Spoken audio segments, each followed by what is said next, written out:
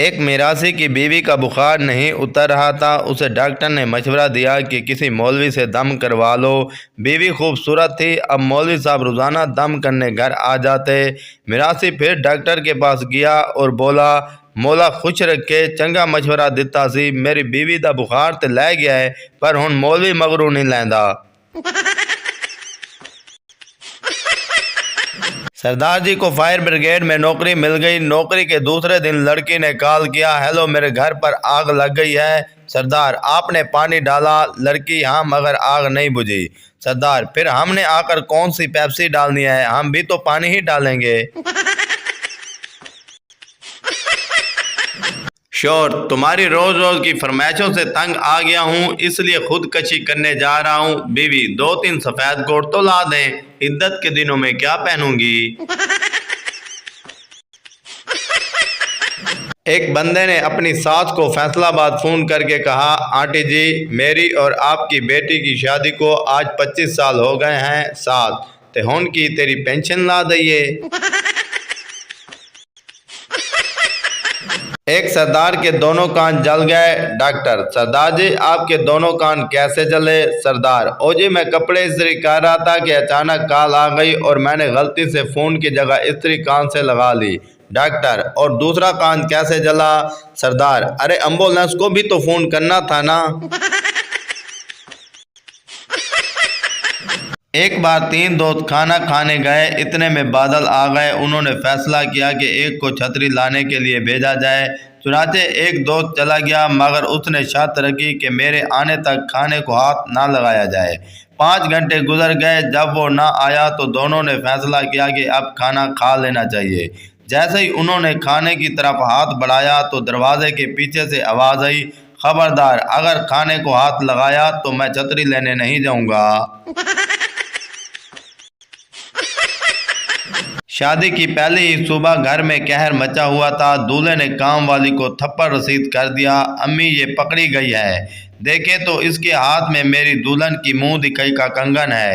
امی نے اس کو باہر آنے کا اشارہ کیا، کم وقت یہ کام والی نہیں دلہن ہے تمہاری، اب بھی منہ دھو کر آئی ہے۔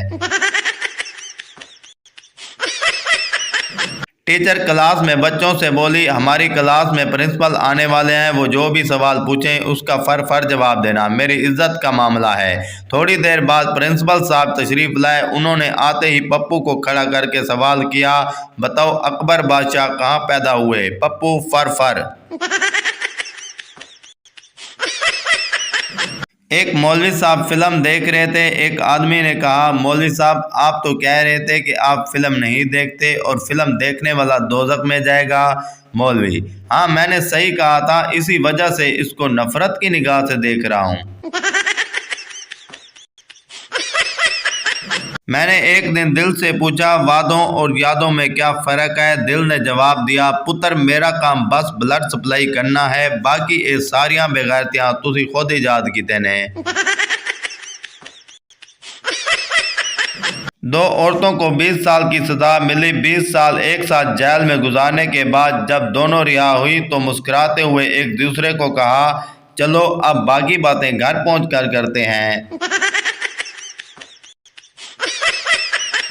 کئی عاشق بریک اپ کے بعد محبوبہ کو اتنی کال کرتے ہیں کہ نیٹ ورک والوں کا میسج آ جاتا ہے کہ آپ کا مطلوبہ صارف آپ کو منہ نہیں لگانا چاہتا، برائے مہربانی کہیں اور جا کر منہ کالا کریں، شکریہ۔ باپ، بیٹے سے کیوں رو رہے ہو؟ مجھے دوست سمجھ کر بتا دو۔ بیٹا، کچھ نہیں یار، سبزی کے پیسوں سے میں نے اپنی والی کو موبائل بیلنس لوڈ کروا دیا تو تیری والی نے بہت مارا۔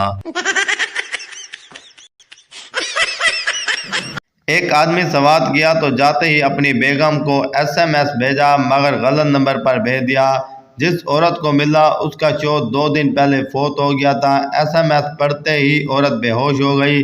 لکھا تھا کہ میں خیریت سے پہنچ گیا، نیٹ ورک بھی موجود ہے، جگہ چھوٹی ہے مگر شاندار ہے، ٹھنڈی ہوائیں جنت کا مزہ دیتی ہیں، دھول مٹی بالکل بھی نہیں ہے، میں نے جو سفید لباس پہنا تھا وہ ویسے کا ویسا ہے، 2-4 دن تک تم کو بھی بلا لوں گا۔